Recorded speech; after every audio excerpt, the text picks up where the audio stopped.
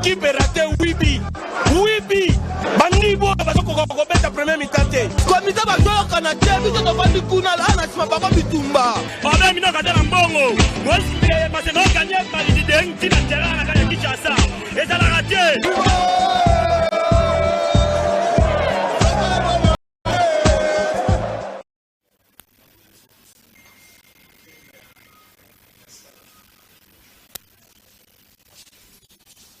Lundi 10 juillet 2023, à Motenabino, Bandeko Bataille à Canal King Télévision, tous allons fidèles à la poste Nabiso, si on reserve Bino pour présenter Bino numéro 6 émission Auto Lobela Masano et Paiwapi, mais ça vraiment besoin d'informations qui toquent au Italibongo Masano na République démocratique du Congo, Nabike, vous allez la brancher scotché. La poste télévision na bino pour na Rolanda vraiment manaka ya Canal Télévision mingi penza émission tout le masano ndenge to barango école ya bayebi et sikapi vous allez informer à la lettre du jour au lendemain par rapport à l'actualité ya masano ya mboka oyo pourquoi pas oyo ezali bongo koleka libanda ya Congo démocratique singo simba été Fachikop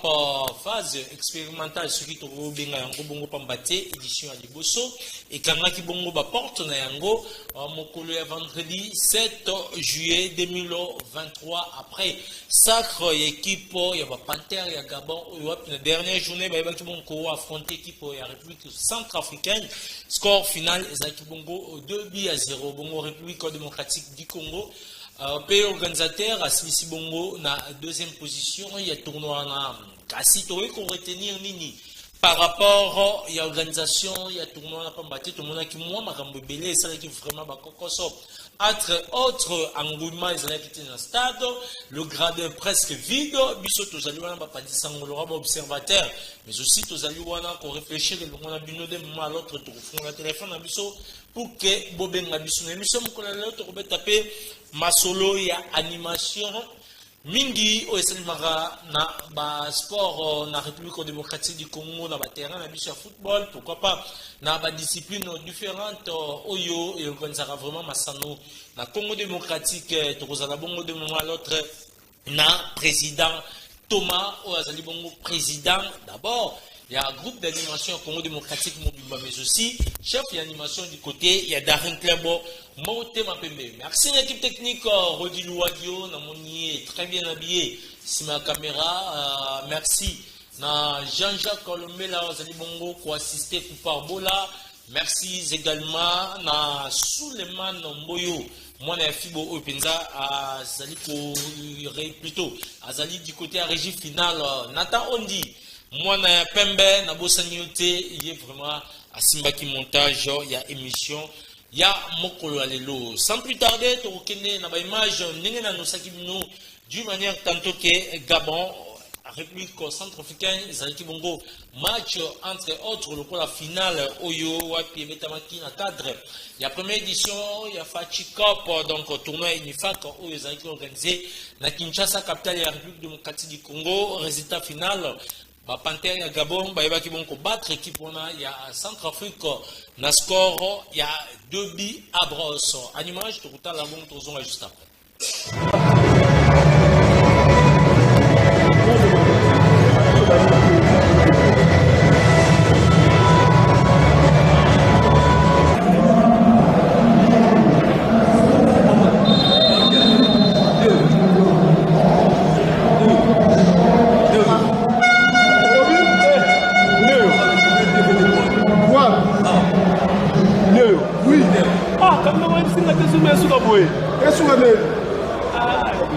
Non, tout. C'est large. Non, un chore. Non, tout dans mes gars. Chance. On a dit à rien à l'âge. Tout c'est ça. Ah, tu vois. Tu as l'autre ça, match. Comment il caméra va se caméra non.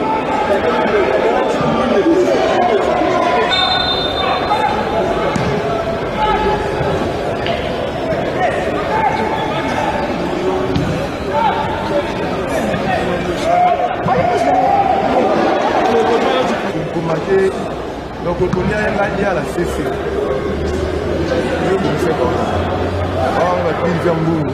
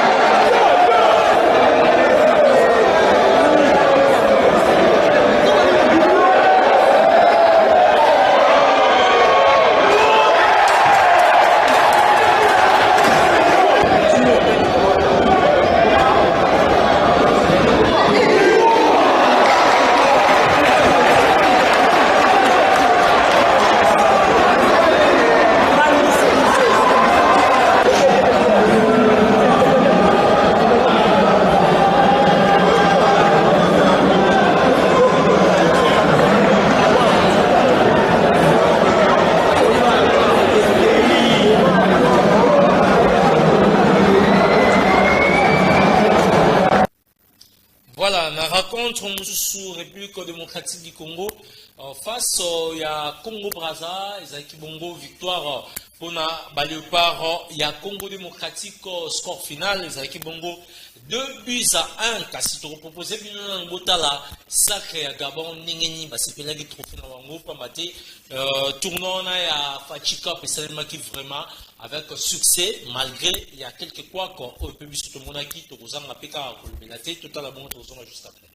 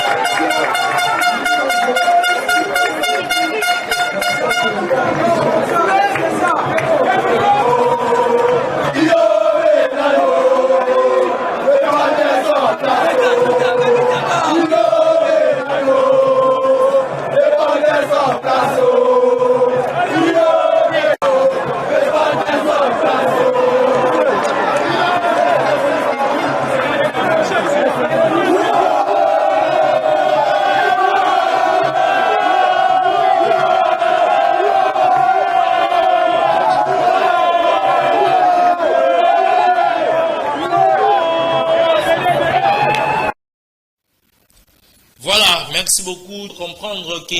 l'ambiance est totale pour la Panther et Gabon Oyo, Baïbaki Bongo, Kolonga Kenywana. Sur cette rosali qu'on proposait de nous les mains Misato Boutala, en résumé, qu'est-ce qu'a été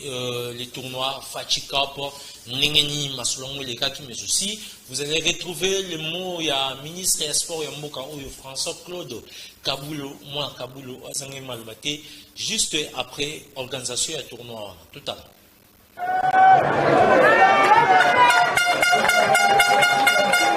La première édition de Fati Cup a connu son atterrissage le vendredi 7 juillet 2023 avec le Sacre de Panthère du Gabon.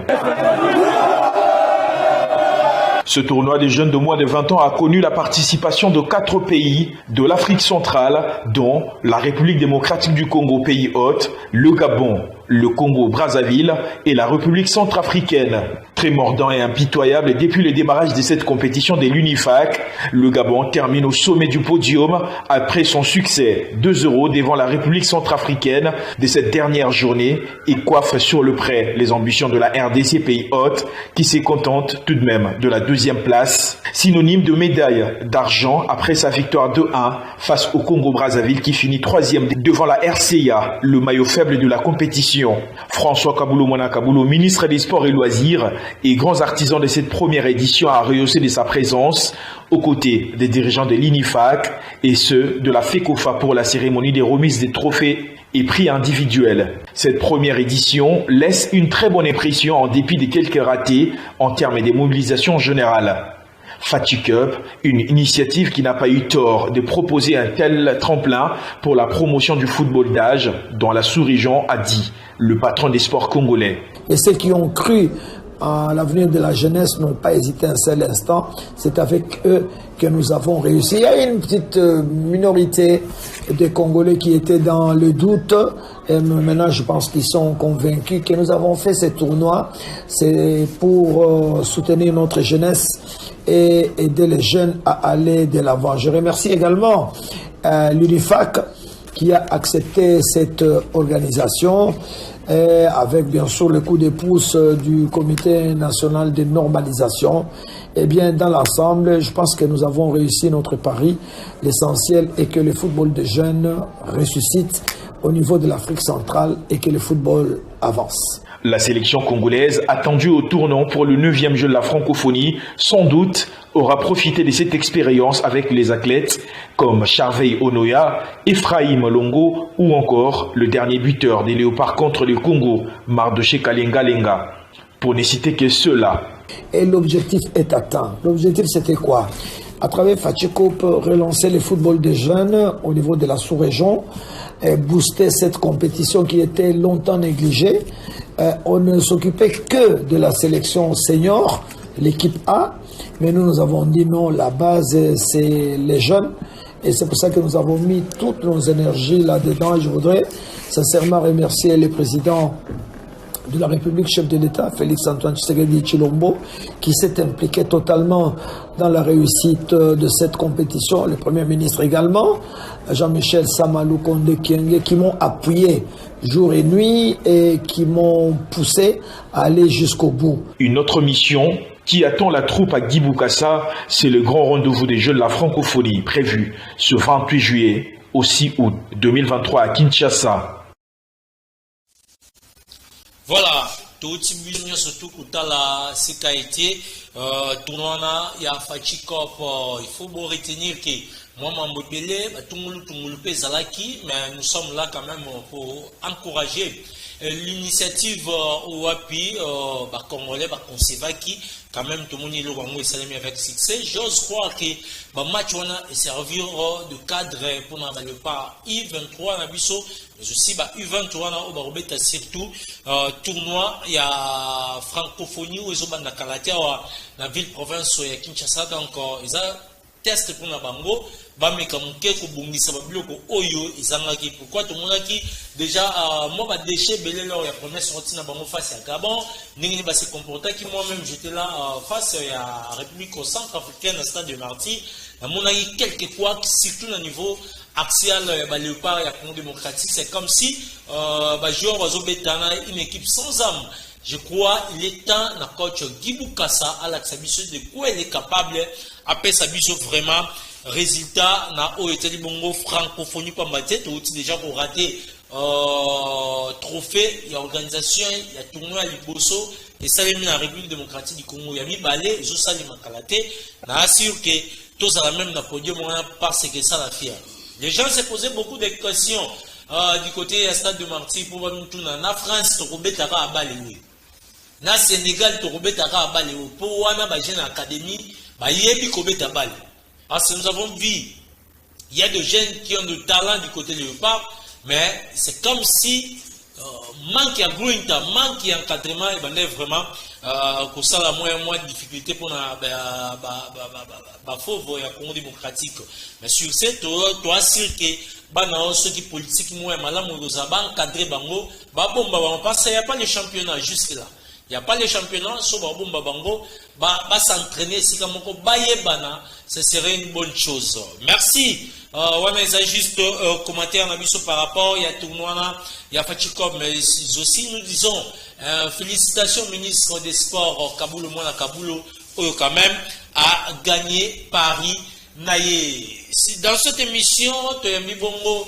papa Thomas oyo azali bongo icône il y a animation il y a République démocratique du Congo boyebi malamu asilisra mambebele mingi penza du côté d'Arrêter mais aussi na ba différentes équipes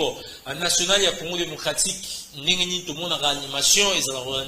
organisé ils ont bongo grâce il y a papa Thomas oyo azali bongo invité na biso et après-midi il y a le papa topese mbote papa voilà vous comprenez que nous avons papa Thomas parce que aza penza papa Thomas le to ya bio et c'est Mozali ya makasi vraiment za plateau na mesa nao ko ya mbanga mingi lelo pe ko yamenga lisusu vraiment na tondi na sengo mingi po na kanza kitamsu ndenge na uto rate kuna place bozaki ntoko bokoma na wileri place na koleli vraiment iza na tondi na sengo makasi po na simande place na koleli na place koleli na 170 kaka na sima lupango ilande nde place na koleli na bandeko zulu ndeko zulu na mayengi aprendre na za ko meme vraiment wana za mwana nanga vraiment na meme na classe na banini vraiment moi ici. Voilà, merci beaucoup comprendre que mutuna mutu ayeba na mutuna ye. Atoza président mais na simana o pesa na grand frère moi ya venir en Kadrao. C'est tout à fait normal. Merci na papa Thomas. Le oye to beta vraiment masolo animation. Que ba d'abord animation ibana ndenge nini na Congo pe na anini. Merci eloko kote pusenga pona ye pa na bino moni kamwa nungu pardon kamwa bo confusion bande ko sala mingi na makambo ya animation ya Congo bato ebele ba komo benga bango mutu boya banda animation na DSMP mutu boya banda boy animation ya Congo ibanda disons na banda ya DSMP ngana banda animation ya DSMP na 1975 na yembila papa no baba koko bakidumu bambungu tex ba Vieraf Mutonga comme gardien pauvre dondo omonaka ite ya kufaka na match ya photo ya mwana oui akufaka na match ya voilà photo wana wana jeune na ga jeune wana ngai wana lero wana kutu na zako yemba ezaki ya bambunda te ngana zo yemsa bato bazobeta kaka maboko apa wana temina ba piquer kaka ya VM wana na ba piquer na telemina zobeta bangu bazobeta maboko ya kotela mate ndenge koma lelo ba supporter ba telemi bazobeta bambunda te kaka ngana zo kwa Antoine Nzembo et puis bangu bazo répondre bazobeta kaka maboko kaka wana 1979 ngana 79 ngana bandango na 75 wa kupa bola ta programme derrière bon na lero wana kutu na yebaki teke bambunde kozala na lere na zo yembisa ba voilà. Na bandi na DSMP ba jouer lokola ba koko ba kidumu ba mana ba nani ba gardien tubilando na pardon Vieraf Mutonga dondo akufa na ye dondo akufa et puis nani na pesa sambi waza pesa ya fekofa lelo na yembila ye ah bon azaka gardien de na yembila ye ngana pour tour wana zo yemba na yembela ye alors si comme simanango lena longwa na dering nazo yemba na dering nazo yemba na imana après ne ko na équipe nationale na équipe nationale ko ba na 1975 ti ba 80 na zako yemba soki na yembi na ye na zongi ndako na ye na Dodoma na yembi na ye na ndako mais na période ya son excellence ministre Chimbo Mumukuna na lero bazako benga ba ministre d'état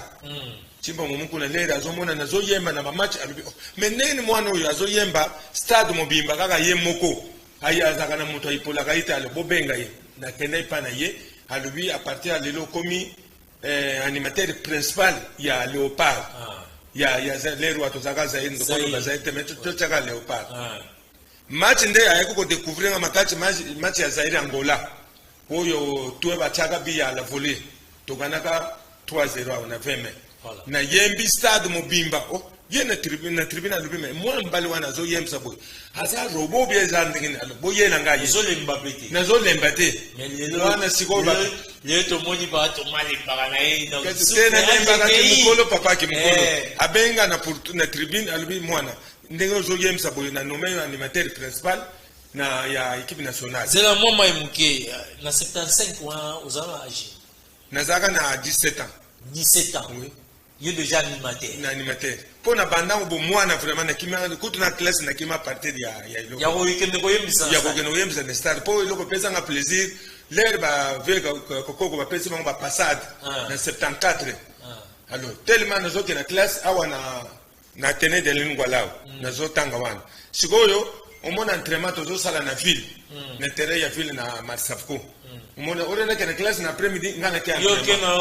na Marsavco ko tala entraînement alanga bité ba to lokolo na zo ki maka classe il faut na yembe la bango nde gu wana po ba bazaka bazako lata na ndako donc ozongo pa mutute et pas mutute na lelo wana na zo lo ba muto akoli na kisasa na kuta animateur moko te na tering au contraire ngande mutu na former ba animateur voilà nakuta mutu moko te soki mutu nakuta na tering il faut ba pesa na kombo ne to okuta mutu boy nakuta mutu te ngande na forma le na komi ko yema ngamo na former alpha garçon moko ya muluba azaka ko sala échange na le château bato ba yebi alpha bazako benga polo nde deuxième animateur premier animateur na ya wana ye wana rekita ona rekitaka to zaka no yembe na pour tour wana ya mi balé petit Gérald ne bito soko kutaka ye mwana monga zako teka kamundele na 24 azako chaba drapeau belé Gérard akufa na ye wana deuxième animateur nanga troisième animateur nanga na DSMP ezaki ona zako yema nze mama yo petit wana troisième animateur nanga akena Gabon après ne ko zo garçon mo azaka teyer nani comme zaka Antoine akeneni il faut le compter ne ko zoyer comme cinquième animateur et puis comme zela malembe Namboko évolué mutabanda ni maso. Évolué za cinquième génération na animation. Bana oyo boti. Bana ngana boti. Ya za cinquième bana. Évolué les rawuti kisangani ake Braza. Na Braza nde azako sala taxi. Les razo sala azaki taxman. Les raye nde ne komona mutu moko mone nani. Voilà, ye wana na photo. Voilà, ye wana. Les raye aye na pour tout la dernière depuis papa Tomanga na za animateur soki na koko epole wana na 4 animateurs na tangi wana apesi nga komone Salem Tongo Kongo evolué ezalaka te Salem Tongo Salem Tongo akoza mutakisangani nazo ni na lero wana ngabo lokolo komi boye il faut nous oyo comme animateur pona monaka vraiment zo sala ba mouvement wana na 92 na 92 yo bani na 75 yene ko zo na 92 dans 10 na 92 wana na 75 wana bandini ngana tena 17 ans plus tard voilà na kebo voyage ya Gabon na zo yebso ya Angola ya match retour to kanaka 3-0 akuna to ko gagner ba mtubele Santos ba ko bongo jeune ba kingambo ba kiika ba nani na série 1 ba americani pang oya garder wan tokena bango na Braza le to kutukuna toko beta match ya Zaire Sénégal oyo ya ba penalty oyo Gilles Bokande ba yaka na avion spécial président de Femme Mobutu atindi pa avion spécial ekene kozwa ka bongo jeune na Santos Mutubili voilà na le Rwanda nazo yemba kaka ngai moko bon kutu jour ango grand frère oto zaka na yazaka na shoki yao kala na sima na shoki yao grand frère akufi na butu ya potokota samedi na lero bibembe zako sala 3 jours tetam sur 2 jours bibembe bimi grand frère akufi na butu ya samedi non vendredi potokota samedi akufi na mama yem babimise bembe dimanche ngai vendredi na keko yebisa ministre chimbo ngabi excellence grand frère akufi ayebisi ngaboy abi Thomas na nation na famille sobo le obiksa biloko mibale obiksa iloko moko obiksa nani ngapi me question boyende ngapi te na obiksa nation abike na ko yemba nazo yemba na mu yo zala na mu na zala na équipe nationale voilà na match ya Zaire Sénégal nazo yembisa nazo lela wana bembe ya grand frère na lingwala na bwende na bwende bato bazo le bembe se bimi dimanche wana ngane stade l'air nazo yemba chance que to saka qualifier match esili ministre alubi voilà bobo yelanga Thomas babenga alubi voilà on a sepeli lokola grand frère de Bembezana c'est apesanga 3 personnes garde corps na chef à protocole na parsec deux colonnes voilà pesanga deux bottes ya mbongo protocole na yena lingwala wana babenga ngandoki yo ndo nga moto le grand frère ndeni yano akufi yo soki no kwa anime on le rwana moya ko sala soa izate po izakiri kama nation soki le rwana zaka na animateur msusu aza ko ipolenga mbende na yemba te pona mona na équipe nationale zaka ngamoko moya ko tika voilà ya mwana ba image de zotala ozomo bo comprendre que wana za challenge papa la premier challenge papa la premier challenge papa la voilà tous on a na kamongo ningi tozobeta likamongo ya animation papa mate belé lelo yo surtout ba génération ya biso ba ebara Thomas evoloko te ba balobaka evoloko nde mutabanda voilà na Thomas evoloko ngo bakanisaka evoloko ne kabanda masolo zoka nde réalité eza autre yo mo besa ba ndenge ni ntango mona ki yo bazoso muso sima bazozwa oyo eza pe mabeto zolo bango na jalousie pamba te oza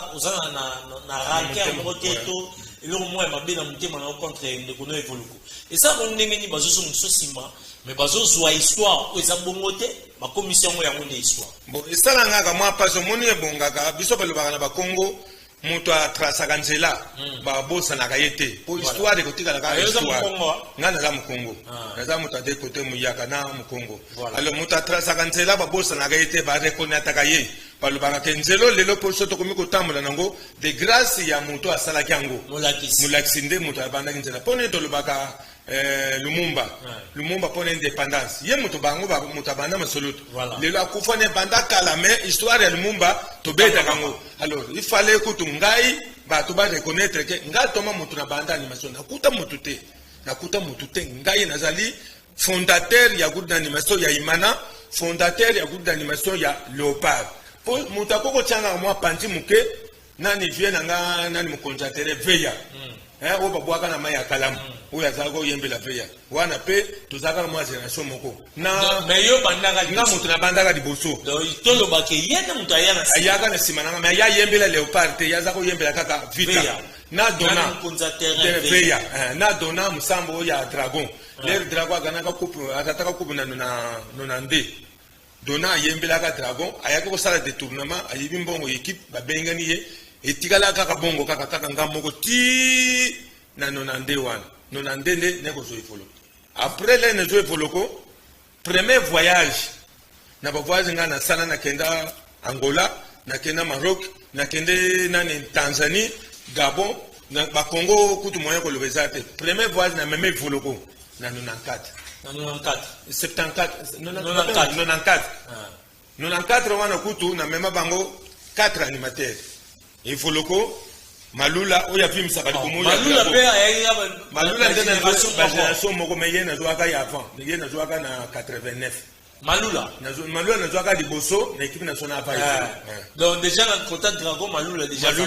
Malula zalaka avant même Evoloko ya neko zo Evoloko Malula iyolela bango 4 bango 3 plus ngamo 4 l'air tozolinga tokena Tunisie na mema bango pa ya son excellence pas grand frère Mbozo ko répondre waza président à l'assemblée wana za ministre des sports voilà na memi bango na mbinza ngabi yaya na ko voyager ko inimaraka ngamo côté omoni que stade za monene ne découvrir 3 personnes o baza ko epolenga de leur reconnaître nani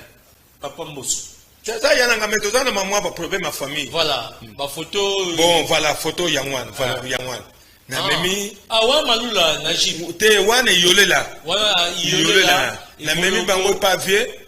te wana pas ya président Kalonji ya daring histoire na zo beta de boso ya ministre na memi bango pas minanga biya na zana ba petit mon baza ko polenga fona ye na bango na équipe nationale habité et kambolobe za so et pour arriver il faut que na Tunisie na 94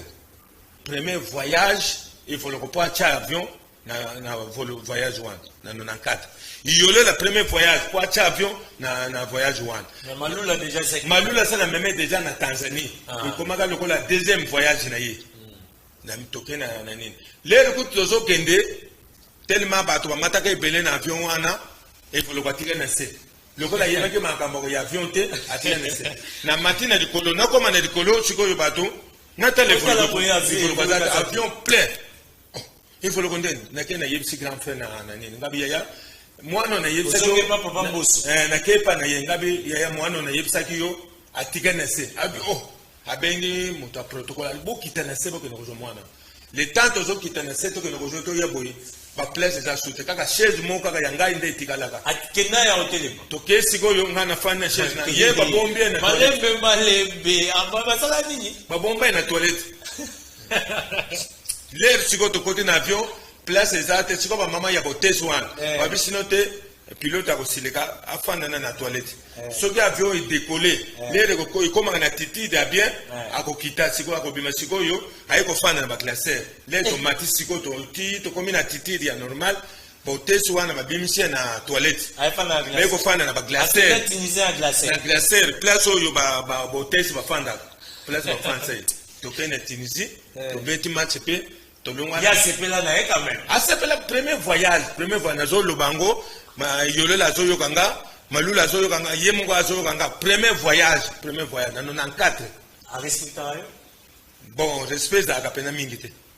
leto zongi siko yeko arriver suzu finale ya dering o ya 94 to zo coupe d'Afrique voilà dans 10 na imana ngamongo na bana ko voyager na 16e de finale 8e de finale na 4 16e de finale 8e de finale quart de finale wana za président papa Jonas Mukamba te président Kalonji wana ona zo laksa yo wala tini na festa pembe wana na juillet liboso na laksa pas ministre pas Yambos pas ministre siko na juillet de susu na pas ya président Kalonji baye ngabe président mwana moko siko yo na yemba kanene na dering bon loko na yemba kanene na dering moyen zate siko yo auti kisangani siko yo azoko ipolenga na memaye na finale na zolo ba bien na 16e na zako vaje ngamoko Kenya na 16e ngamoko na 8e ngamoko na quart ngamoko na nini demi finale kala ngamoko na zo vaje na finale nde na memie pa président Kalonji ngabi président mwana mbali oyo komi ko ipolenga na deringi bongi na meme na finale bité joyeux memaye na meme yolo le pas à la témoin vous comprenez na meme sikoyo président Kalonji le joyeux nde to beti finale chance et sunga pe to juk finale to ye le to ye nde ayiko zo kombo ya ifolo ayiko papa no si abanda ki wana komone ba kombo kaka salema tongo ifolo kote nde mbala moko ayiko zo kombo ya ifolo bato bana ko benga evoloko na iloko ya tuntu oyo mbunda beta kawana poto to na Tunisie so ba beti tutu batune nani oyo evoloko tellement evoloko ya musicien asala déjà combo oyo ya musicien ya Zaiko oyo bit oui papa evoloko atwam tellement combo evoloko ya yolo asala déjà combo ye pas combo wana bato moyen siko ba douter susu ezate bazo benga kaka evoloko alors combo wana ya salema tongo yeko bunga et komi kaka evoloko. Voilà, vous comprenez que ça bon émission tout le même masano. Ici nous parlons que de sport et là mususuté, pas de conflit, pas de division, mais toujours l'inato et quand même histoire parce que toujours un moment de trêve, toujours kundolongo vraiment la bouquet bignon surtout, tu es ba nini masolongo vraiment il est là. Mais aussi nous toujours vivre mon papa la biso Thomas lelo c'est vrai où Italie biso mon makambo ebele mais eloko mo etike nga na côté ça du martyr na moni ba affiche yo icône ba reconnaître que te moni kuna photo evoloko evoloko leki o ba moto alia amelo makila te eza ba moto te eza bino nde ba bon génération ya bino ba jeune ya ba journaliste eza yo te mais bele ba histoire ya makambo mboka te bango ba histoire o bandi par exemple na ba 90 o bandi na ba 2000 o bandi na nini mais o bandi par exemple ba 70 80 ba yebi yango te ozomona bango sikoyo ba mona ka lokole voloko ba benga ga mingi tamso na banzela tamso ni bakanza ka yimuta banda nini c'est ba collègue na bino ba journaliste ba to ba pesi nzoba bango ba to ba pesi de wana ke volo mutabanda o de volo mutabanda te volo kaza 5e animateur nanga na Dering na équipe nationale aza lokola 4e animateur nanga après Malula non 3e pardon après Malula Yolela non après Yolela Mutadiboso Malula na ye équipe nationale 3e animateur na nde to komi le na animateur ba komi na ba 40 50 alors nde yango moni ne na moni photo wanga bi mais pona ni na mona yango mais loko epusenga na yawa yango pona ko yisa batu ke vraiment naza pour ye na contre été biso mbale toujours kana biso très bien mais loko epusenga pona lo balika mona photo na mona ki na marquoir nde isebisanga te histoire babosa na kango te même ba vie ki bonga na ibisaki banga biya mais bino lere bozo beta ngana zo yembele bino na ba koleki na ko kidumu ka koko ba mana ba kibonge bo sala organisation bo reconnaître ngoyo bino bo yebi ke ngana yembele bino ifolo ka salate il fallait nde ba chaba photo na bino kuna so bo chaya ba chaya ngai bon nde bo chaya ivoloko nga mutu na yembele bino ya yembele bino te bo chani o te biso to yebi biloko wana te yo leka na télévision le bilango po ezali kama mabete ezali droit na yo moto ezali école ya mukamwa alors ngabite lokole ebandi boyu mukolo na kokufa histoire ya boko reconnaître ngate boko lo bakeno ifoloko bato babanda ni mason voilà soko lobite bako lobela yo moni soko lobite ntoko lobela yo pe azati yango ye mo kazu courage quand même ya roya ko dénoncer soko na nyoso zo senga bapondi nini basala neti nini pona yo bon longa na zo sala comme ça déjà il faut le bon na ngamba fédération déjà na fédération na zala ka ba reconnaître nga ba changa msala ko mpona makambo ya animation wana ke Thomas Oyembi au Salé du Congo et puis au bébé sa classe il faut tout na fédération na sala na fédération vous aura salaire na aura salaire na zali chaque fin du mois ça fait pas de problème salaire que vraiment problème ezate na aura salaire puis biso mutafuta kabiso eza gouvernement congolais eza FIFA voilà FIFA mutafuta kabiso mbongo na biso FIFA viraka ngona compte Africofa ce que mbongo ye to tout ça ko ba le 23 le 24 toujours déjà bon ya so les abattés donc on comprend que papa azolela na impia raté nazolela pia raté papa Thomas le gars kuna wande ko senga mbongo tali line impia raté nego senga mbongo tenga iloko ne yeli nde ba respecter musala na ponga mutu na banda musala wana ba collègue na nga ya ba Côte d'Ivoire ya ba Cameroun o ya vimba vous avez ba contact ya ba to la kana bango ba numéro ezala ka pona ena ngote le to voyager kana bakani to sola kana bango ba photo ko teza wana na ya ba collègue msusu na zana ngona livre wana alors to sola kana biso mais ndenge bango ba reconnaître ka ba ko reconnaître ka bango mais ngai loko wana kwa mwa bobo senezala bobunge ezala omona ni maneti ya Côte d'Ivoire ba benga Marshall to sala tout vraiment to sala na yo na le to sala qualifier na tani ya Côte d'Ivoire na ko benga ye na ko sala tout so que na compte ya bino journaliste ba cho kombote même na compte anga ba animateur au voyager en tant que oui to kende o que ne ko témoigner te makamane sa ko que tala Marshall asa kana garde de corps asa ka tambola kana fam tam suna mwasi na bana na ye maza présent ba animateur mais ngayawa ba reconnaître ngate nous sommes battus belle finganga tomozo tambola makolo tomoza locataire alors na kiparawana te na lobaka nzambe mukolo ye moko akopambolanga merci papa Thomas mais loko na ndena lobby ba reconnaître nga na biloko wana il faut ka Thomas ilongi na yezala biso to observer kaka papa moko na malgré monsieur eza monsieur na ngonga ma oya banda théâtre lobby na ndaki na chaîne mère mwana tanga kombe za te na chaîne monene mboko bana ne baleki na télévision papa na banda ka peto sala ka pe bambula moko yemi na soki 73 ou 74 bana baleki ministre ya culture art achaka ba nini na ye ba anniversaire na ye bana balobike lokola bachaka makama papa na biso babanda ko reconnaître na biso bana utala nete bebiloko nga pe na lingi ke soki na zate bana na nga bayeba ke papa muta banda musala wa malgré son excellence ya fefe na longola ikuti merci yaya a reconnaître nga azu pouvoir na nga ya makamu ya animation azongisilinga voilà c'est la question na pe zali nazo tunu yango papa Thomas yo to monaki bokabwani oyo kason o ba oyo ba léopard oyo boy ngamoko na ebike mikolo tsiko le ka tant kaka papa FIFA zoli bokonzi wana pouvoir et ministère des sports na bandeko akono ba kutse ki bino de dekan ba bakanya surtout côté ba divergence za ki bosolaki ngala kanisa ki soki toye na fachika to komona bino nyo surtout esika moko mais nazai quand même observateur ndenge ka musala ngezo senga natala yo boye na tribune latérale malula kuna na ngambo ya vert kuna na éviter sona ya zaki moi musika na pusi misu na moni evolo robe kuna robina ya batunaye qu'est-ce qui se passe bozo ko ka kusangana te kuna nini to pe pouvoir mo ba pesa kiyo zaki ya nini te moni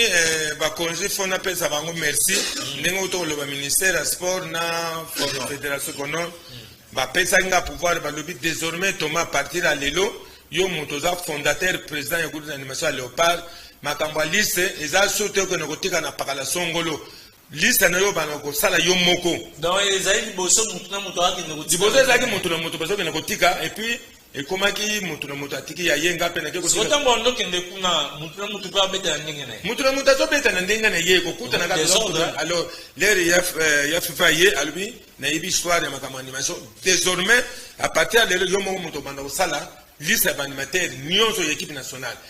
obanda ko zoya ifoloko obanda ko zoya malula obanda ko zoya bonombo ndenge pe ndenge to kena gabon na salaki bongo na benge ifoloko ayelinga kota ya ye malula pe na benge ayelinga kota na ye na kote wana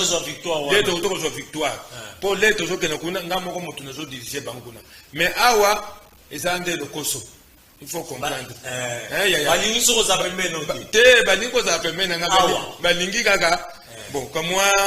enveloppe et matanga njukuni kwanga balingi kaka bango pe baloba ke bon ngana zana batu boy awa ngana zana batu boy alors na côté wana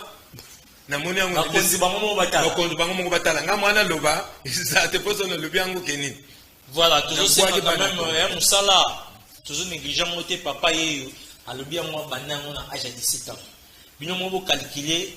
âge lelo azana combien d'années pour Alexis na mukilio donc vous comprendre que 63 ans vous comprenez que vinaye belé l'équipe na musala animation donc isa ndeba lo ba musala ya zo bezalité matake ba avion o peut-être yona ye na no matati et que ndisa mikili mususu o yona ye bu matati ce qui bo monier c'est ko respecter mais aussi bon respecter surtout musala oyo ye asali na République démocratique du Congo mais aussi na bino ba oyo ya la kisaki nzela boyi ba ko tout ça ko sala vraiment et le mot ya bien pambate azam ki bozo respecter te so akufi donc na kato mama lobate na za reconnaissant na envers malula yaki na musala ayeko senga pardon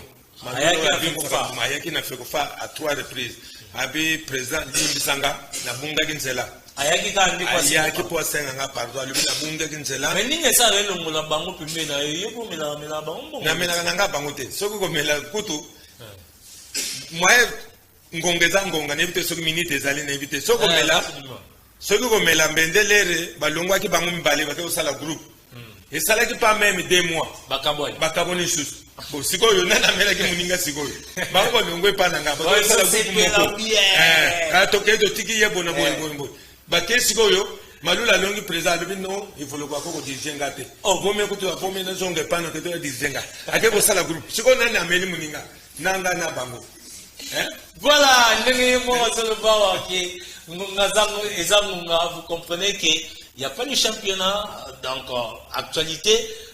bien que Zalaki Bongo Fachika mais aussi Fakito Beta Penza masolo sport to yeba ndenge ni animation banana République démocratique du Congo ndenge ni comme le Fachika potali yango ndenge ni papa bon na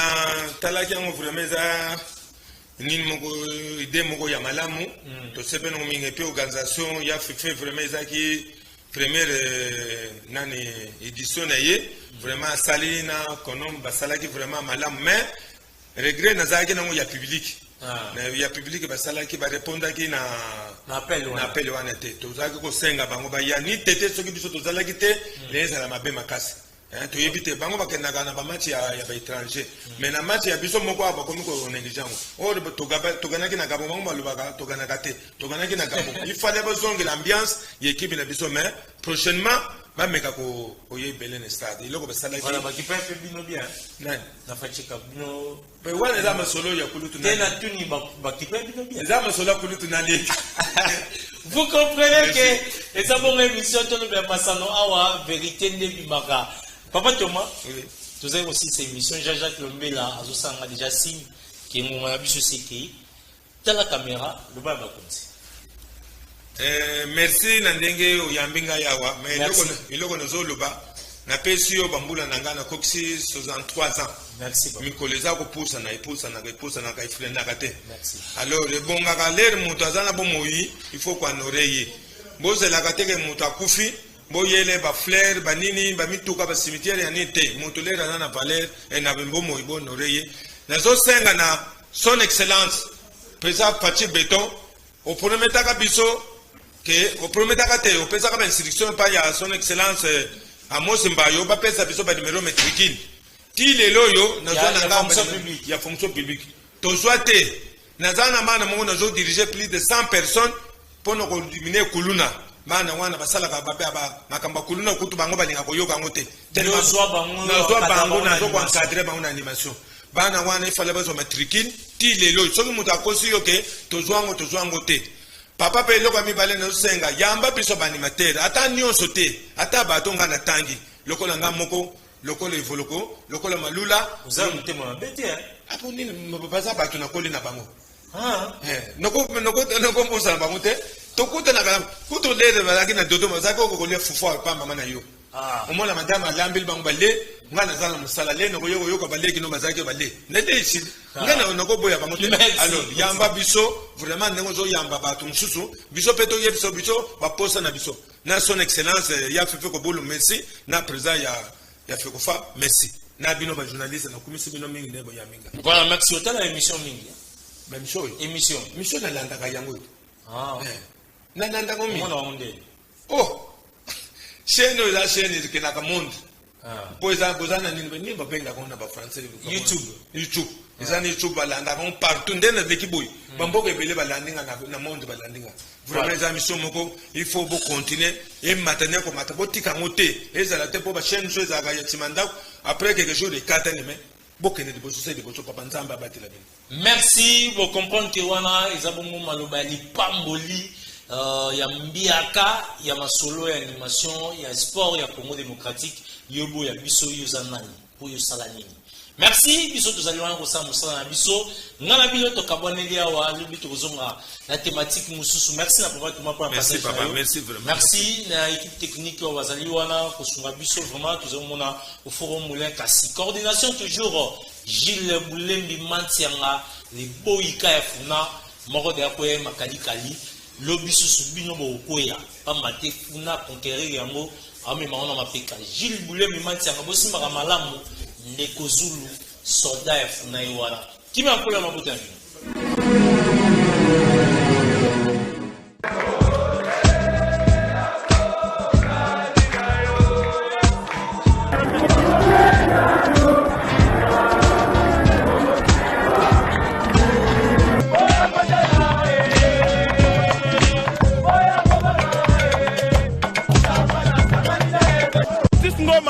na équipe na biso na malembe na plateau de lingeli sous-souté équipe raté wibi bandi bo bazoko ko beta premier mitante komita ba joka na tebi to bandi kuna la na sima baba bitumba ona mina ka tena mbongo wasi maseno kanye mali de ntina tera na ka kichasa ezala raté